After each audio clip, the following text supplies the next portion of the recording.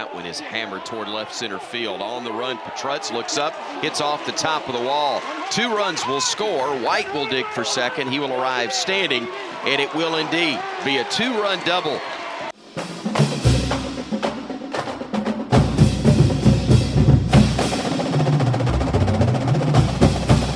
Hello and welcome into Tigers Roar. I am Jonathan Poche, joined as always by the Budman, Buddy Songy. We're here at Old School Barbecue and you're watching Pelican Sports TV. Let us be the last to wish you a very happy Mother's Day out there. Couldn't do it without the exceptional moms in our lives, the MVPs of our worlds. Happy Mother's Day. A lot to get to on this Tigers Roar. We'll be talking some LSU baseball, some LSU softball, some LSU football, and some New Orleans Saints all in the news. Rookie minicamp down in New Orleans, so we'll get to that. Let you guys hear from head coach Dennis Allen and offensive coordinator Clint Kubiak coming over from San Francisco, his first year with the Saints, taking over for longtime coordinator Pete Carmichael. Let you guys hear from the new offensive coordinator, his plans for this upcoming season, how he kind of figures these draft picks working into the upcoming season of 2024. Welcome in the Budman. Great to see you on a Tuesday, Budman. What's looking up, great. JP? Yeah, I hope everybody doing well. Hey, let's throw out the grandmothers too, because you know, in my generation, these grandmothers now, it is amazing how often they get that call. Hey, can you pick up the kids? Hey, can you babysit? Hey, can they sleep over? So let's not forget the grannies out there and all of the ladies who had a big weekend. Look, folks, this LSU baseball is the same scenario. Yes, they've been winning. They did have their streak stopped, the 3 consecutive weekends where they won the series, losing to Alabama 2 out of 3. The Friday night job was something that just can't happen if you want to get some momentum and go further in the postseason. You can blame it on Jay Johnson. You can blame it on Nate Yeske. You can blame it on the relievers. But you got to finish a game like that when you're up 7-3 and then lost another tough one. So got beat 2 out of 3. Ole Miss this weekend, 6 o'clock on the SEC Network on Thursday. Yep, Thursday, Friday, Saturday. Friday is 6:30 on the SEC Network Plus, and Saturday at 1 o'clock on the SEC Network Plus.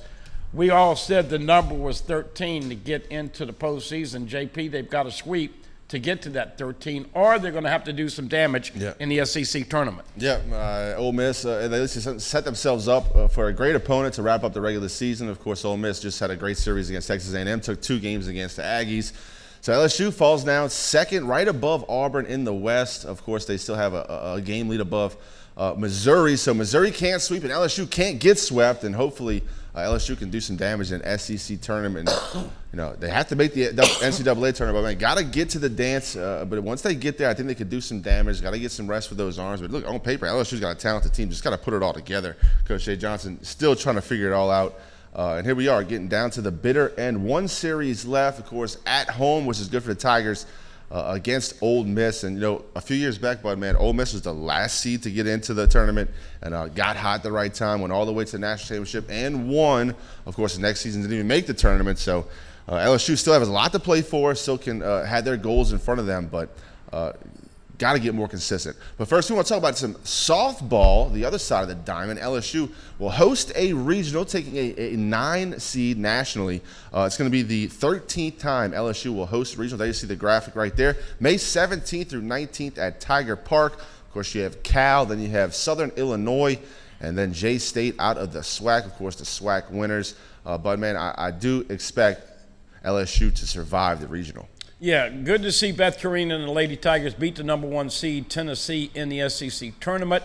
They were hoping to get an 8 seed, which would let them host a regional and a super regional. This now means they will host. You hope that they get out of this regional, and, of course, then they'll travel on the road. But Sydney Berzon was just incredible. Kelly Lynch, those are the 2 main pitchers that they've got. Taylor Pleasance has come around a little bit, not hitting the long ball, but had a couple walk-off hits in the tournament. But once again, got to peak at the right time if you want to get to OKC, which they did 3 years in a row early in her career. Hadn't been in a while. So this is a very veteran group. Now, ever since Coffey, the third baseman, got hurt, they hadn't been the same. But interesting to see what happens with LSU softball. And let's give a shout out to Dennis Shaver and the Lady Tigers, they won the SEC. You called it. Women's track. Watched a little bit of that over the weekend, and you forget just how grueling some of those events are. Yep. And how fast. It's incredible. Saw a young lady running the 400 hurdles, and man, that piano got on her back right there at the end. She almost hits the second last hurdle, then hits the last hurdle, stumbles down, and obviously doesn't finish the race, except got up in the wrong lane, and you get disoriented. But kudos to Pat Henry. I said it the last couple of weeks. The next team that could win a natty after gymnastics could be LSU women's track, and so look for that in the coming weeks. We'll take a quick break here on Tigers Roar. We'll come back, talk some more LSU baseball, their series this past weekend against Alabama out in Tuscaloosa, and also what's upcoming for them here in the next couple weeks. We're taking a break right here on Pelican Sports TV.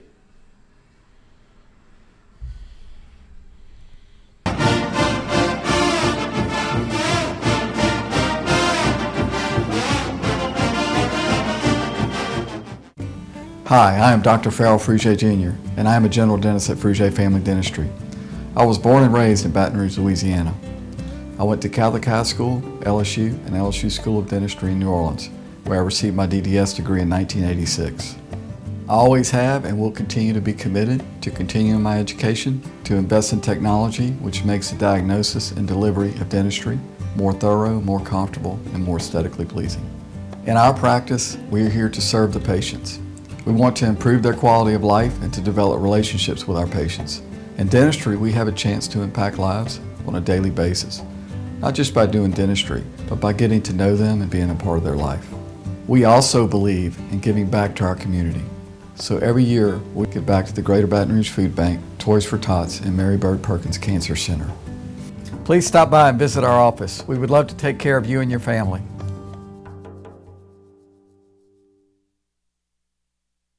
Visit Treads & Care Tire Company's new location on Hooper Road in Central. Locally owned for over 50 years, Treads & Care is known for quality automotive repair and top-notch customer service. I'd like to invite you to come out and see us at our new location in Central. At the Team Automotive Group, we're turning Teacher Appreciation Week into a month-long celebration. Bring your teacher ID to any of our dealerships and save an additional $500 off of any new car purchase. It's our way of saying thanks for all you do in the classroom at every location of the Team Automotive Group. You can't smell it, but you can almost taste it. And whether it's for a family get-together or a game day feast, having Manda in the mix always sounds good. For 3 generations, their quality meats and original seasonings have made Manda a Louisiana legend and made their family sausage Louisiana's family sausage. Manda Fine Meats, the flavor says it all.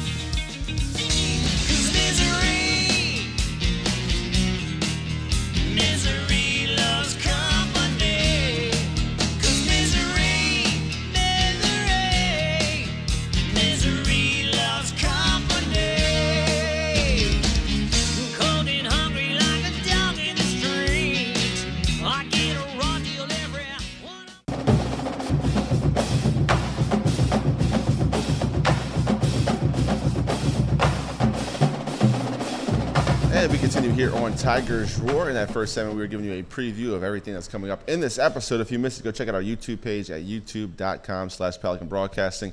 Everything we do here at Tigers Roar is archived right there for your viewing pleasure. So go ahead and click the notification and the subscribe button if you haven't done so already, so you're notified every time we drop something new right there at Pelican Sports' YouTube page at youtube.com/Pelican Broadcasting. All right, bud, man. Put on the sunglasses, so it's time to talk some LSU baseball. Took a road trip to Alabama, taking on the Crimson Tide. had game one in the bag. 7-3 was the score going into the final 2 innings into the 8th inning, and LSU couldn't hold on to the lead. And then finally, we do have the highlights for you. We'll go ahead and get AT to play that for you. Finally, it comes down to a swinging bunt at the very end. Alex Milazzo playing catcher, obviously there for his glove, his defensive prowess, but bad throw right there. Didn't set his feet, get away from Jared Jones. He gets run over, and Alabama scores 2 to get the win in a swinging bunt. But, man, tough for LSU fans to see LSU lose in that way, especially how this season has played out thus far. But that was only game one. Had to come back on Saturday, and it gets going right here with Tommy White. Hits a nice double to the gap, and LSU seemed to get a bounce back pretty well in that Saturday game. Yeah, look, Milazzo has not had a good year behind the plate. I know he's the best defensive catcher they have, but they have been really, really tough breaks with a lot of balls bouncing off the chest protector and the mitt. And here we go, LSU finally getting a little bit of momentum to win on Saturday 6-3. But on that first play that we saw, Milazzo's got to make that play. I know you can talk about Jones should have been this and all that, and once again, look for all 3 catchers to be gone. Wouldn't shock me to see Brady Neal get in the transfer portal. He struggled a little bit with his defense. Travinsky's either hitting a home run or striking out. And Milazzo's got to do a better job down the stretch. I know he's the calming factor with these pitchers, but they just have left a lot to be desired, and we don't like putting these sunglasses on. But, folks, this is a team that was preseason ranked 2 or 3 in the country, and they're struggling to get to 13 wins. Paxton Kling right there, misplayed a ball, picks it up. Good recovery, throws a man out at third. Almost like he planned it that way, like a little trick play. Paxton Kling had made some plays in center field, but hasn't had the year he wanted at the plate. But he's been grinding. I mean, he leads the team in hit by pitches. He's having good at-bats. It's just been a struggle for Kling. But LSU's going to need him to have some production moving towards the SEC tournament. Outfield has been by committee, and Mac Bingham was playing better. Now he's not playing much. Jake Brown's got a cup of coffee out there. There's a big strikeout when needed. Yeah, Luke Holman, transfer from Alabama, does pick up his 7th win of the season. He certainly deserved to beat his old team because he's been outstanding for the Tigers. Yeah, good to see him. Got his 7th win of the year. By the way, LSU once again this weekend, Thursday, Friday, Saturday, and here's another base hit that gets another run in, and Tigers prevail on that Saturday game. Unfortunately, could not find a way to come back and win on Sunday. These are all Saturday highlights because Sunday was another loss, or a game that LSU had a chance to win, had a late chance to rally, didn't get enough done. 4-3 was the final on that Sunday game. LSU sits at 10-7 in the SEC. You mentioned Ole Miss coming up next. A familiar opponent, Bud, man. They faced off against the Rebels many times. You know the head coach very well.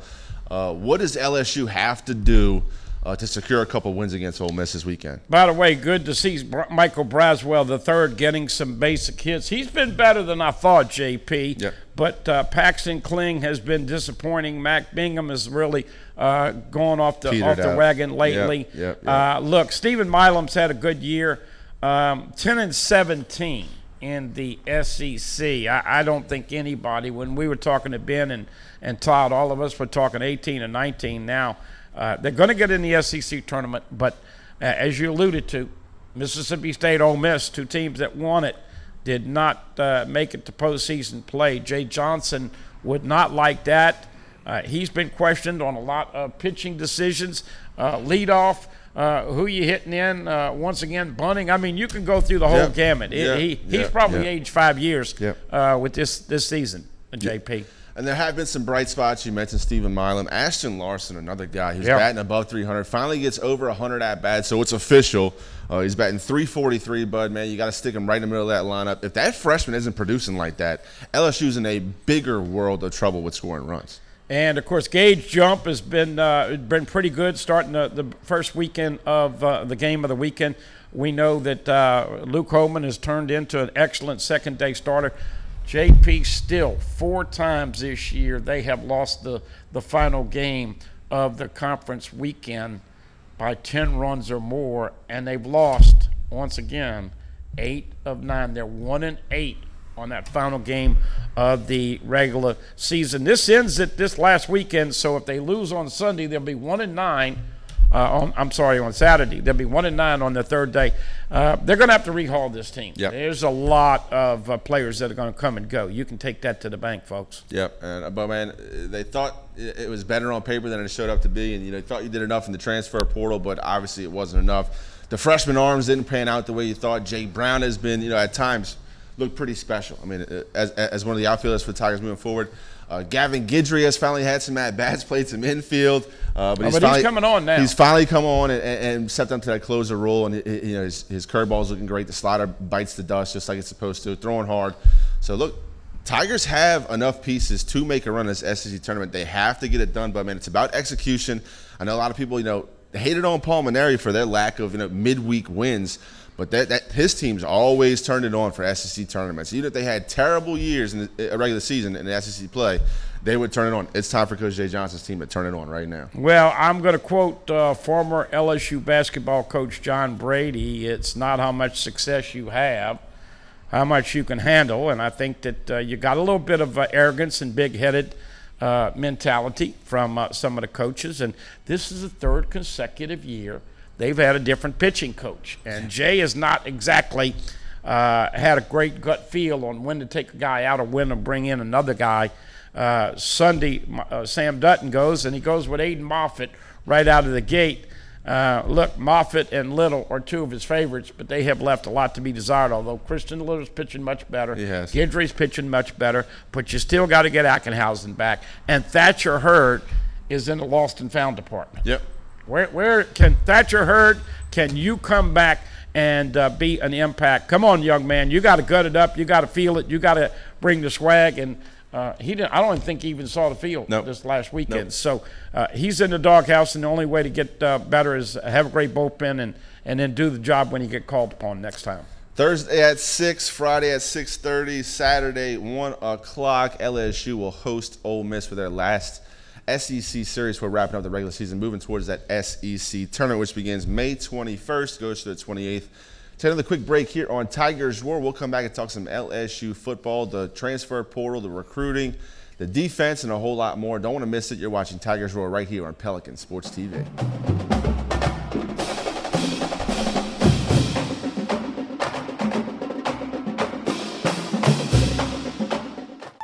Tremonti's has meat, Tremonti's has seafood, Tremonti's has much more.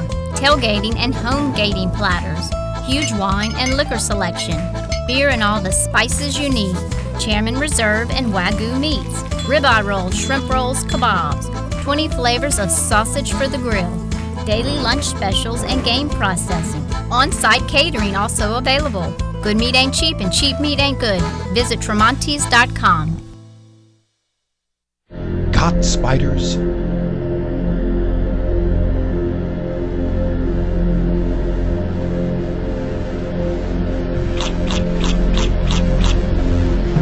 Premier Pest Services. Few things in life are as valuable as family and peace of mind, especially when it comes to your final arrangements, and that's where Lee Serio can help. His prepaid funeral plans make sure your life will be remembered exactly the way you want it to. With Lee Serio, no detail is too large or too small. Call Lee or his wife Gretchen at 225-315-6329. Let Lee Serio give you and your family the peace of mind you all deserve. Live and play on the fairway at Greystone Golf and Country Club, a serene, challenging golf destination located in Denham Springs. For tee times and membership opportunities, go to GreystonecountryClub.com. Embrace the luxury, safety, and comfort of Mazda with 0% financing at Team Mazda. Right now, get 0% financing on any new Mazda CX-5, Mazda CX-30, Mazda CX-50, or Mazda CX-90. The savings are here at Baton Rouge's Mazda dealer, Team Mazda. Treads and Care Tire Company announces its new location on Hooper Road in Central. Locally owned for 50 years, Treads and Care is known for quality automotive repair with top-notch customer service. Treads and Care offers the convenience of shuttle service and pickup and delivery of your vehicle. You can also enjoy the comfortable customer area, complete with workstations, high-speed internet, and a complimentary coffee bar. I'd like to invite you to come out and see us at our new location in Central. Treads and Care, the tires you need and the service you want.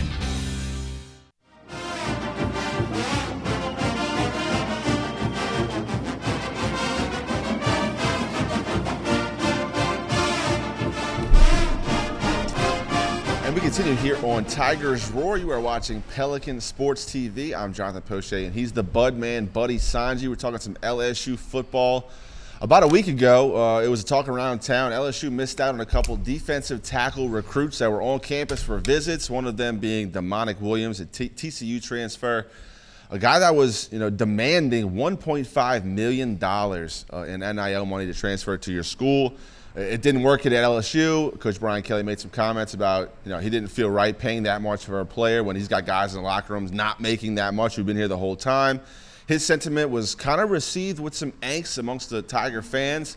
Of course, this is a pay-to-play world. This is professional football. It's no longer amateur. These kids are getting paid, obviously, 7 figures to play football. So LSU fans want Brian Kelly to be at the top dollar figure for these NIL transfers because that's what it's going to take to compete, or that's the thought for a lot of fans. But I tend to agree with Coach Brian Kelly, where if you're just going to go get a mercenary each and every offseason and pay 1.5, and it's only going to keep on increasing for a guy that's never taken a snap in SEC competition, you're going to guarantee me you're going to come fill that hole for a team for $1.5 million and guarantee me 7, 8, 9 sacks?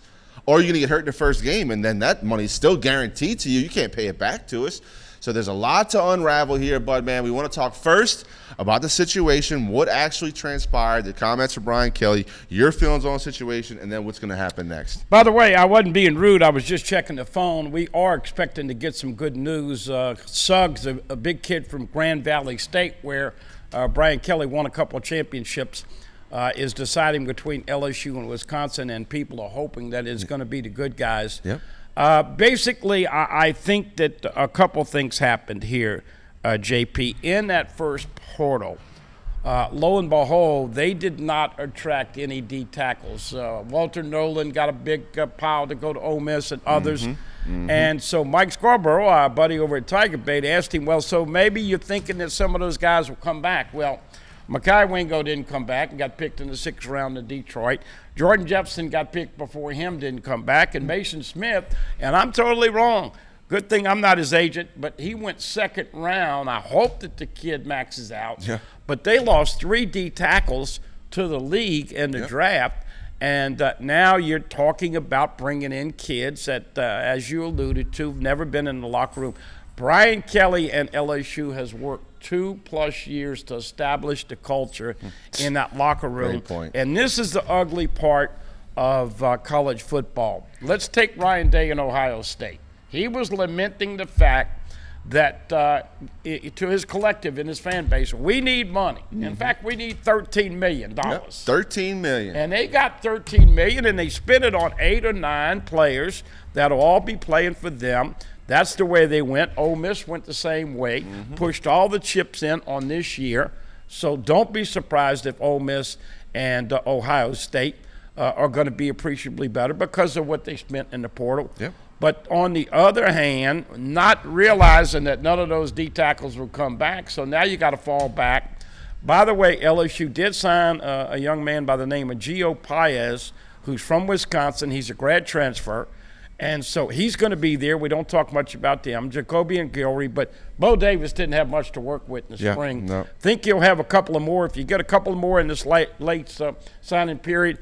But you just cannot give that kind of money to a kid. You're going to pay that kid more than Will Campbell? Right. Will Campbell's going to give you the big fist and say, what are you doing, coach? We've worked that tail off. It is not, if we've said this over and over again, you fans might not want to hear it. If you want to see LSU sign every 5-star and give money to every big guy that has his hand out, if NIL is the main reason you come to LSU, it's not going to work. Now, once you get here, you leave your wallet in the locker room, and then did Jaden Daniels make a good decision coming from Arizona State? I would say so, yeah. Did Joe Burrow, and this was before the big money in the transfer stuff, did he make a big decision? Burrow's the highest paid quarterback in the league. Yep. Daniels just won the Heisman, and oh, by the way, has $24.5 million guaranteed and $38 million with his contract. So they like to say, we develop you and you'll get money on the back end. But this has really thrown college football in a loop, because now instead of Saban and Kirby and all these guys buying players under the table with a big advantage. Yeah. Everybody's over the table. So it's a real catch-22, JP. Yeah, and the problem is, Bud, man, the defensive tackle, you're telling the entire country, we don't have a lot in that room right now. So if you want to run the ball straight down the A-gap, and there's not going to be anybody to stop it. LSU, not very big at middle linebacker, so it's going to be a struggle to stop that dive play, which every team has in their playbook, obviously. And look, goal line situations, the whole deal. LSU just needs bodies right now at that D tackle spot. So I ask you, do you tend to agree with Coach Kelly that LSU should not be in the market for a $1.5 million TCU transfer when they have guys like Will Campbell not getting $1.5 to sign the dotted line? Well, the first thing that's been bad, and I really thought this was going to happen originally, but now it's becoming more public. Because DeMonic Williams came to here and all these other places, when Texas gets outbid, now Texas could have paid more, but they decided to walk away. But these kids want it before they ever. You made a great point. What happens if the kid gets injured? But it's a sticking point. I think that Bo Davis and Blake Baker are getting paid a lot of money to get that fixed, and I think that they will have a game plan by September.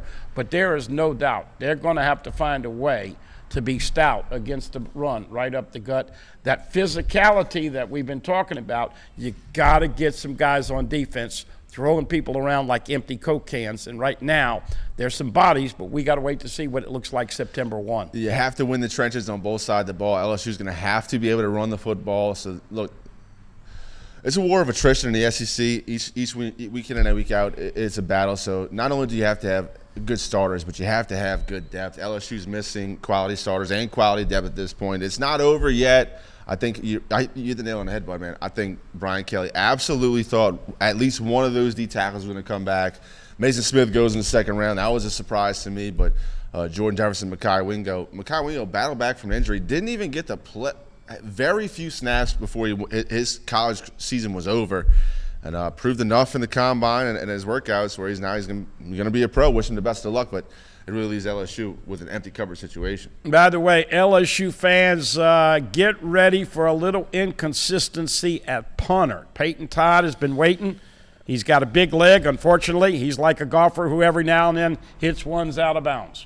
And so he's going to have a 30, 35 punt shank or whatever. Bottom line is that there are some holes, but everybody's got holes, JP. And here's the thing that I kind of have taken in.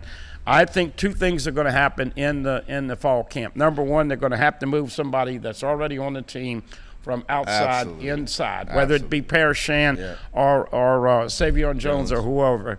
And secondly, and I thought this was going to happen a little bit last year, but it didn't because they scored so quickly. But I think LSU needs to maybe be a little more conservative on offense, run that football, keep that clock running, because the defense best friend is when the offense is on the – and so what I'm saying to you is that you want to hurry up a lot. I think you're going to see a little more underneath the center, a little more toss back to the tailbacks, and a little bit more grinding out because you accentuate your positives, O-line, and you try to hide your negatives, D-line. And as we know, the secondary still has a lot to prove. So if you're going to Vegas, bring plenty of Louisiana culture, bring plenty of money, but don't bet on the game because you have no idea what's going to happen. LSU's got to get off this streak of losing 4 consecutive games at the beginning of the year. This is a must-win game for BK. He knows that. Well, the way the schedule sets up, if you win in Vegas, you're set up to be 5-0 with that off week before Ole Miss. So you absolutely have to win September 1 in Vegas against USC. We'll take a quick break. We'll talk some more football on the other side of this break. Some New Orleans Saints news. Rookie minicamp was down in New Orleans this past week. We're from the head coach, Dennis Allen, and the new offensive coordinator, Clint Kubiak, coming up after this break. You're watching Tigers Roar right here on Pelican Sports TV.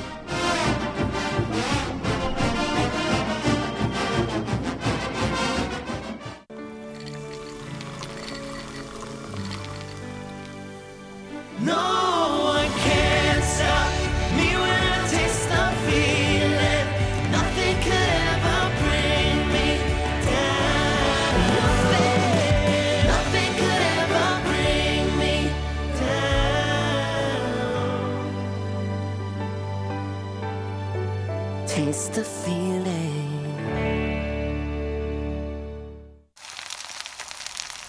You can't smell it, but you can almost taste it.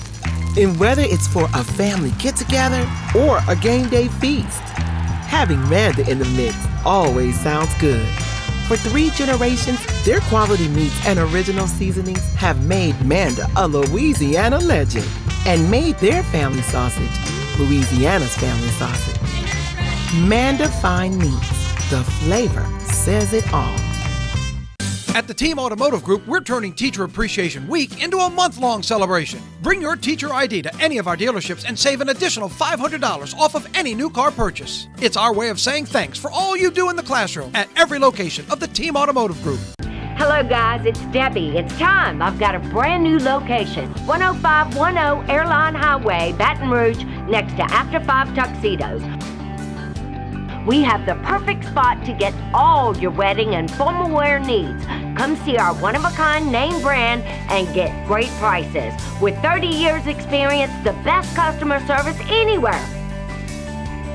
It's Debbie's Bridal, Airline Highway, Baton Rouge. See you soon. Bolello's Furniture and Appliances, your dependable independent. Depend on us for service, for selection, for price.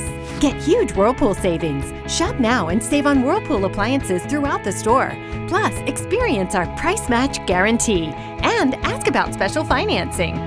You can depend on the know-how of people who live appliances every day. Bolello's Furniture and Appliances, your dependable independent with nationwide buying power. Live and play on the fairway at Greystone Golf and Country Club, a serene, challenging golf destination located in Denham Springs. For tee times and membership opportunities, go to GreystonCountryClub.com.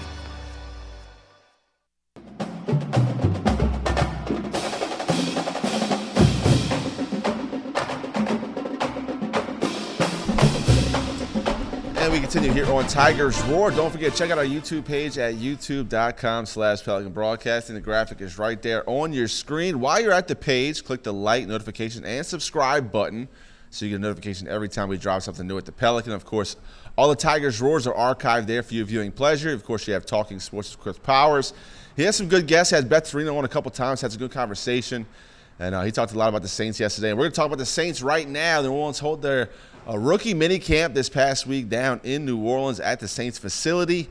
And I want to run through the draft picks once again for you guys. If you've forgotten, here they are right here. In the first round, Saints took Talisi Fuaga. Now, he played right tackle for the Beavers at Oregon State at mini camp.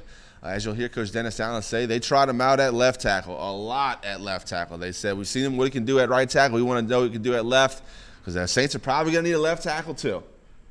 Second round pick, Kool-Aid McKinstry, figuring to work into that secondary right away at the slot, possibly making Marshawn Lattimore available for some trade bait, but we'll see. Saints come back in the fifth round, take a quarterback, Spencer Rattler out of South Carolina. Obviously, a lot said about Spencer Rattler coming out of high school. #1 quarterback taken out of high school. Of course, he was at Oklahoma until a kid named Caleb Williams showed up on campus. Back in the fifth round, Bub Means, a guy they really like for special teams, a big body receiver out of Pitt. Also in the fifth round, Jalen Ford, who did miss rookie minicamp with a minor injury, but played a lot of football for Texas. A great program, storied program right there in the middle. Going to also be probably a special teams player for the Saints. Sixth round there, Christian Boyd, very strong out of Northern Iowa. And then rounding off in the seventh round, Hosea Ezram, another project offensive tackle from a small school in eastern Kentucky. So Saints do get a 7-pick draft and guys that they think are going to have immediate impact, Budman, especially that offensive tackle position. Fuaga was very good in college. Some people's board, he was the #2 tackle overall, right behind Alt out of Notre Dame. Kool-Aid McKinstry, a very talented cornerback. Nobody had problems with those pickup kicks. Maybe you stretch it a little bit for Spencer Rattler, but quarterback's always a position of need. If you think this guy's going to be talented or his ceiling is very high, why not take a flyer in the fifth round on a quarterback? But, man, rookie minicamp is underway. Coach Dennis Allen in a year which figures to be his last, if it's not a success, down in New Orleans. Coach GM Mickey Loomis Gave him some freedom, some leeway to make the picks that he wanted and get his guys in the building. Of course, they get a new coordinator in Clint Kubiak coming from the 49ers. We had a lot of success. So a lot of moving parts right now, very early in the stages of development, Bud, man, but some excitement down in New Orleans so far. First thing, Trevor Penning, of course, had a lot of problems at left tackle, so it'll be interesting to see what happens. As we know, you talked about this first-round pick. He's going to have to play some left tackle. We hadn't gotten anything verified, but Ramczyk, it doesn't look like good news for his return. We'll wait to see a final there. Kool-Aid is going to play. I think Kool-Aid is an excellent pick, and you got to know if he takes a pick 6 early on, somebody's going to come up with a special Kool-Aid drink in the quarter for him. Spencer Rattler is crazy. He's crazy good when he's good, and he's crazy bad when he's bad. But when you look at what they have developed, I'm interested to see what Kubiak brings to the table because, you know, we were very critical of Pete Carmichael, and I didn't think he did a good job. So hopefully they will get it together on offense. But, man, I've talked to some people, and once again, the over and under. What do you think the over and under for the Saints should be this year? And what do you think the over and under for LSU should be this year with football? Well, even though the Saints have a 17-game schedule and LSU's playing 12, I think both should be over and under right around 8. In fact, I'll put it at 8. Okay, I was going to say 8.5 for LSU. So if you go over, you pick 9. You go under, you pick 8. Saints 8 and 9. Yeah, that's pretty. I agree. Yeah. Bottom line is that look, when you go out to Vegas, you're going to have some prop bets for the season and all the other stuff. How about Jaden Daniels and Malik Neighbors? They came forward on a couple of podcasts and they had a $10,000 bet for who would win Rookie of the Year. And unfortunately, with the sticky situation going on, especially after what happened to Ohtani and that craziness, I think everybody's watching. And so those guys have respectively declined, although it might still be on with the bet. Yeah. But I wouldn't, if I'm Malik Neighbors with the quarterback with the Giants, I don't know if I would be gambling $10,000. Well, as you guys hear from the head coach of the New Orleans Saints, here is Dennis Allen going to his 3rd year as the head coach of the Black and Gold, talking about his rookie minicamp, offense, defense, and a whole lot more. Here's Coach Dennis Allen. Good to have everybody back out here again.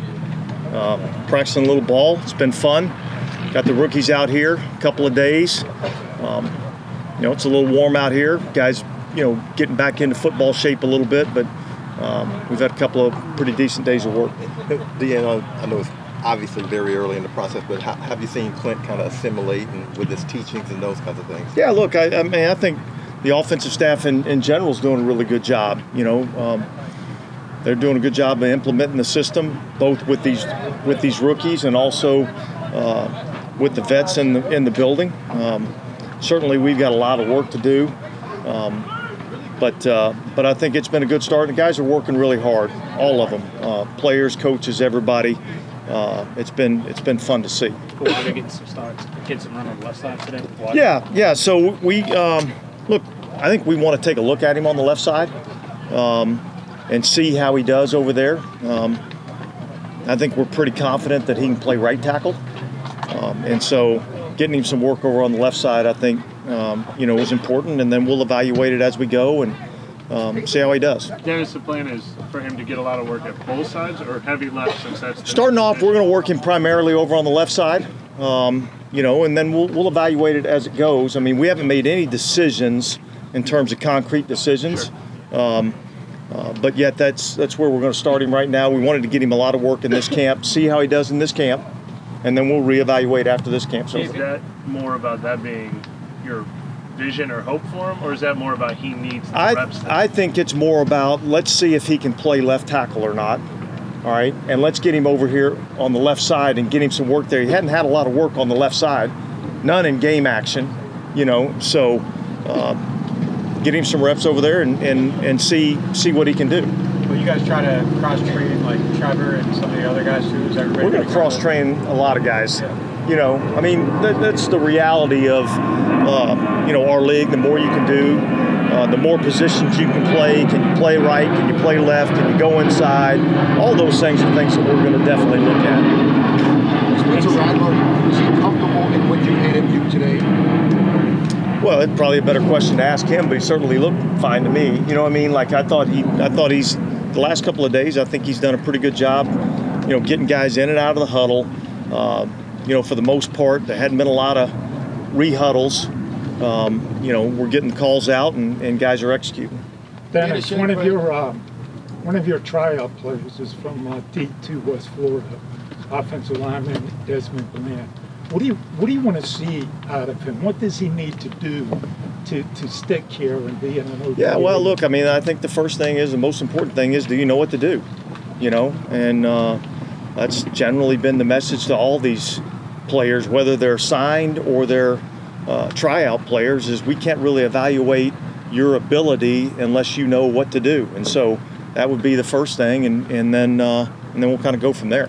Coach Allen, your impression with Bo Means, he seems like he's confident out there.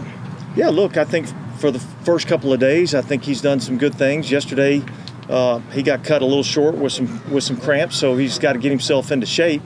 But if he's in shape and ready to go, I think there's some talent there. He's big. He's got some physicality. He can run.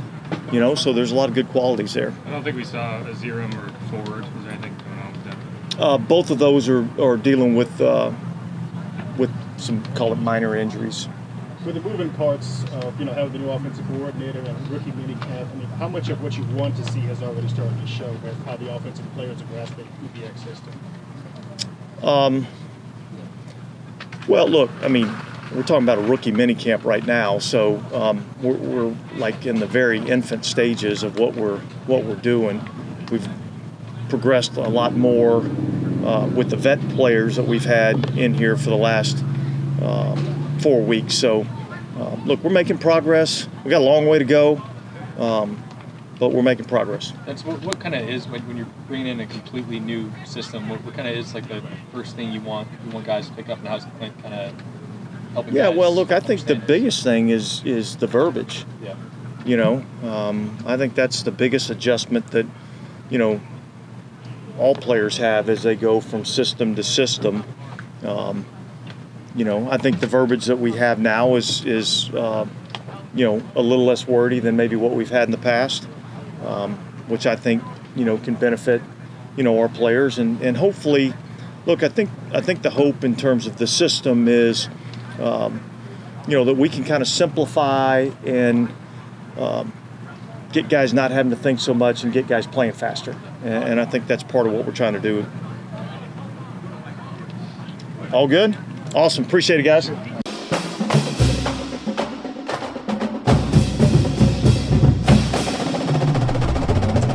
And that was head coach Dennis Allen talking about the rookie mini camp this upcoming season. A lot of changes, of course, on the offensive side of the ball. Coach Clint Kubiak coming from the 49ers to be the new offensive coordinator. Do have some Saints offensive highlights we're going to show you right here. If you can believe that, it happened last year. They're going to have to replace Michael Thomas. They try to force in the ball at times. Here's a great catch right here, starting off the bat by Michael Thomas. Not a bad throw, but an outstanding catch.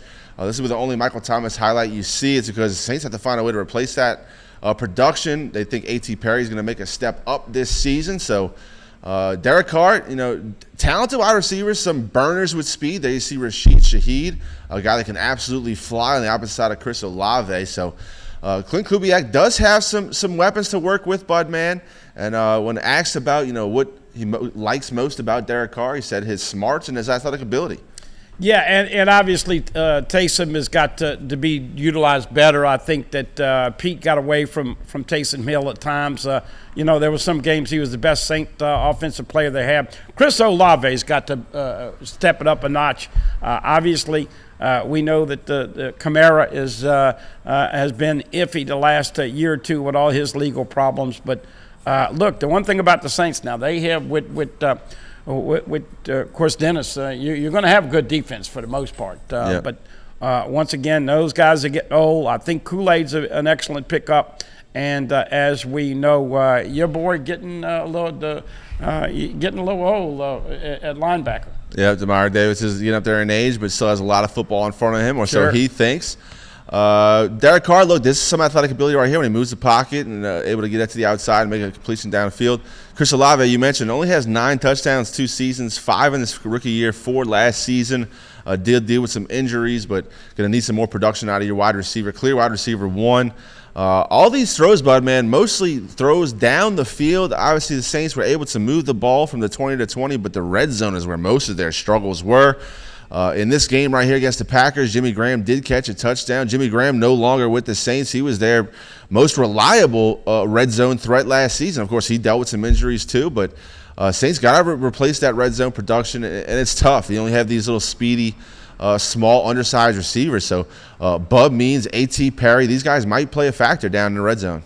Yeah, no doubt about it. And as we know, Mike Thomas just became a locker room cancer, and we talk about that, JP. You got to win your locker room, and I'm excited about Kubiak. 2 interesting tidbits here. Saints and LSU both going with new coordinators. Yep. Of course, Joe Sloan with Cortez Hankton and the rest of the offensive analysts. Interesting to see. You and I were talking during the break. Please, folks, be careful not to expect too much from Nuss early on. He is getting on-the-job training. He started 1 game, and, of course, you saw Carr having some success, but all those highlights, he had time to throw. Yep. That's the biggest issue. Yep. Both Carr and Nussmeier aren't the most escapable, aren't the most nimble-footed. So offensive lines are going to be big factors this year with the Tigers and the Saints offensively production. Yep. Accordingly. New offensive coordinator for the New Orleans Saints, Clint Kubiak, son of Gary Kubiak, longtime NFL coach, so the pedigree is there. He also has the experience. He did a long time with the 49ers. Explosive plays from Brandon Ayuk, Deebo Samuel, who they use kind of as a wide receiver / running back, and also Christian McCaffrey. Saints have a very similar running back in Alvin Kamara. So here is offensive coordinator Clint Kubiak talking about his new role with the Saints, the rookies, and a whole lot more. Here it is on Tigers Roar. It's been good. 2 practices in. The guys have a lot to learn, mainly just how to practice and how to stay up. But we've been really pleased with it thus far. What are you seeing, I guess, from yourself being in this role and position with a new organization? Yeah, it's been really fun. It's been really rewarding to work with really good people, starting with Coach Allen. And, we got some really good coaches on our offensive staff. So we're gelling together as a staff as well as getting our players better. Clint, when you're working with a lot of veteran players on understanding a new playbook, new system, guys who've maybe been in a system for a long time, what's kind of like your thing where you're trying to, what's your big thing that you want these guys to take away from the early part of this? This time of year, it's all teaching, installation and trying to slow it down, starting from scratch and not assuming anything, just trying to be really good at the details and just understanding, like you said, there's first-year guys, rookies, and we got 13-year veterans. So we're just going to keep it simple initially and just make sure we're just detailed. Clint, do you envision utilizing Alvin Kamara very similar to McCaffrey? Yeah, I think it'll be really fun to work with Alvin. He's got a great skill set that we can do a lot of things with. So I think it's just up to us as coaches identifying those things and him putting in the work. One of the things with the Sean Payton offense that we've seen for a long time here is kind of famous for those really long play calls. How would you describe the verbiage of your offense? What are you trying to do? Yeah. Well, I can't speak for that for Coach. I would say that we're a West Coast offense for whatever that means to everybody. We're going to be probably as wordy as the quarterback can handle, and I think our quarterback is a very smart player. He can handle a lot. I think we're going to challenge him early this time of year in the offseason, and him and his teammates, and see what they can handle. Why did you feel like New Orleans was the right place for the next step in your career? I think it just came down to the people that you're working with. Coach Allen gave me an opportunity, and Mickey Loomis, getting to work with guys that I've worked with before and been in the fire with, like Rick Dennison and Andrew Janocko, and some new coaches that I'm learning that I'm really impressed with. So it all comes down to the people. It's a hard job with long hours, so you got to be around people that you respect and have your back, and we have that here. Clint, how much does it help that you do have a veteran quarterback that you can, that can handle the verbiage? Because obviously you want to accelerate the process as much as you can. Oh, it helps tremendously. And Derek he's had a really good offseason thus far. He's putting in the work. He's here after hours. Just really studies his tail off, and then his teammates see how hard he works, and he brings their level of play up as well. If there were a couple things that you would say define your kind of like philosophy, like what would a couple of those things be? You know, we're just stressing the players this time of year to be smart, tough, and dependable. And regardless of the scheme and what that brings, you know, if we can just start with that, we'll be in good shape come training camp as we keep working. What was it about Spencer Rattler that really popped off for you all to want to draft him, and how does he look to day one for you? Well, I think, you know, our scouting department did a great job of, you know, identifying all the players that we've drafted. But we like a lot of things about Spencer, but the things that take no talent, you know, and to me that is his attention to detail really stuck out. You know, his effort, his drive to be better. You know, to me that doesn't take a whole lot of talent. It's something that's inside, and he has that in spades. How's that looked already in day one? Yeah, it's 2 days into it. It's 2 practices into it. He has been excellent, as well as Kellen Mond in the meeting room. So it's been a positive start. How about Taliosa Fuaga? He seemed like of all the offensive tackles you guys were scouting in round one, had done the most wide zone run blocking. I mean, does he feel like a good fit for this offense in particular? Yeah, we definitely think so, and we love the person. We love his work ethic, and we love the type of teammate that he was at Oregon State. So amongst all the skills that made him a first-round draft pick, it's really the intangibles that he brings that we're looking forward to. And I know Coach said you guys are going to look at him at left tackle because you've seen him at right tackle. What about him makes you think he could possibly be good at either position? Oh, he's a tremendous athlete. You know, we identified that early, just how athletic he is, how mean he is, you know, in a good way. And we definitely wanted to see what he looks like at left for this camp. How do you think so far he's handled the mental load of doing that, switching positions, just in addition to everything else the rookies are kind of learning now? Yeah, well, one of the huge reasons we drafted him was his intelligence, you know, and he's been, just like all the other guys, putting in a lot of work. He came out and definitely has not disappointed, but again, it's 2 days into it, and we're not going to crown anybody or go the other way on the first 2 days, but we are happy with what we got thus far. To that point, how has Bub looked to you in the first 2 days? Yeah, Bub is in the same way. You know, he brings a lot of positive energy. He got a big smile on his face. He really likes football, which is important because we're here long hours, and you got to love it in order to be a great player. So he's had a good first step. When you look at Derek's season last year, it's obviously some highs and lows. You get that with every quarterback. But like, what was kind of the main takeaway for you when you were kind of going back and looking through all that, and you know, how do you pull more of the highs out, I guess? Yeah, well, I mean, I've followed his career since he's been drafted out of Fresno State. So I've seen, you know, I've been in his division and see him come back and beat us many times. So he's got a lot of talent. He's been with some really intelligent coaches. So he has a lot of football up in his mind right now, and we're just trying to slowly install our system and take it one day at a time. And, you know, the main thing I'd say about that is I think he just has grit about him, and I really love his grit and his smarts, and that's something that we're just going to keep building on with him. Is there anything about what you've seen with him in the past that makes him a really good match for this system from the get-go? Athleticism. You know, he's a really good athlete. You know, I think that's something that's not said enough about him. So, but no, that's the main thing that I saw. Taysom Hill has obviously had like a really unique role in the offense. They've ran here for a long time. I don't know if that fits what you do in your scheme, but like you have to kind of look at what he did and try to figure out how it works in that. Yes, you know, Taysom has been phenomenal here early. We've been kind of moving him in a lot of spots, as he's done his entire career. Really intelligent guy. So looking forward to just kind of, you know, giving him a lot of volume early, and then we'll start narrowing it down as we get closer to the season. What are some of the things just from last year being in San Francisco that you feel like were maybe influential on you, or were maybe like a learning experience or eye-opening or anything like that?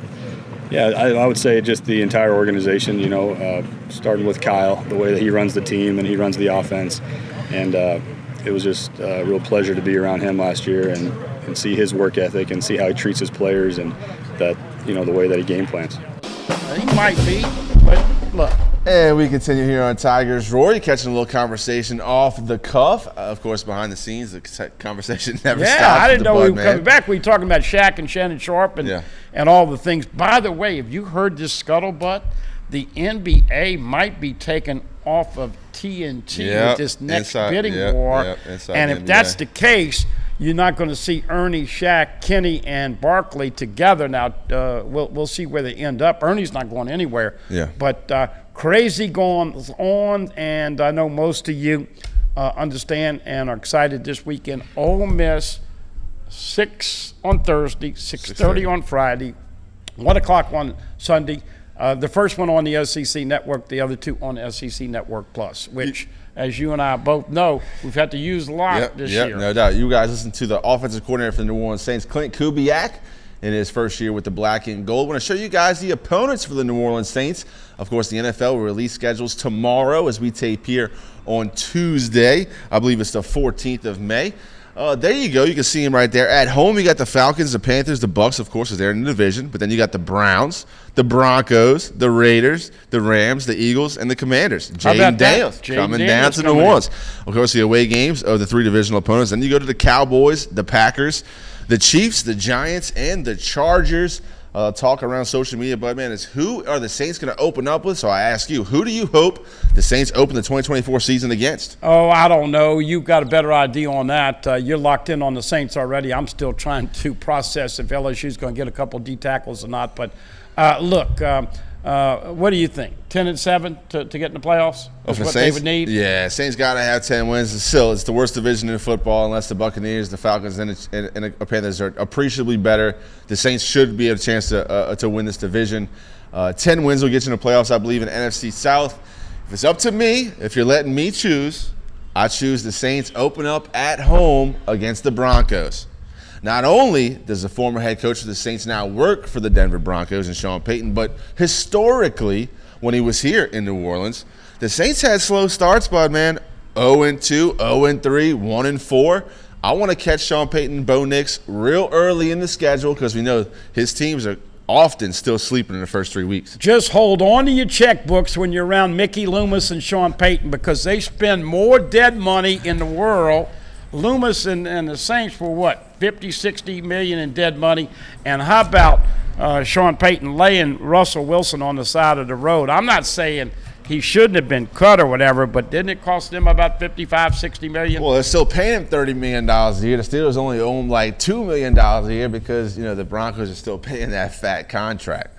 But hey. No, it's a good opening game, and that would be interesting. It conjures up this question. What kind of reception would Peyton get? I know that there would be a lot of cheering, and then all of a sudden there would be some. Well, me and Chris Powers had a conversation yesterday on his show, and longtime Saints fan, longtime season ticket holder, had multiple players and coaches come back and visit New Orleans, and without a doubt, 100% of the time, when they come on the field, they're booed. A big old boo. There are no cheers for the opposing team to come on the field. Sean Payton will be put on the Jumbotron when he's in New Orleans, and that's when he'll get his ovation. The fans will certainly tip their caps to everything he did in New Orleans.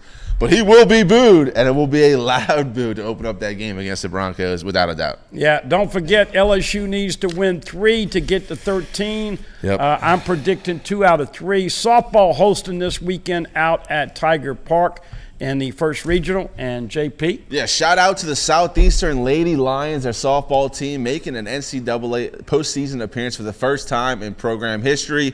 Great job out there in Hammond, America, and good luck in the upcoming tournament. And that's it for this episode of Tigers Roar. Certainly appreciate you tuning in. For AT, for Marty, for the Budman, I'm JP. You've been watching Pelican Sports TV. Don't forget our YouTube page at pelicansports.com.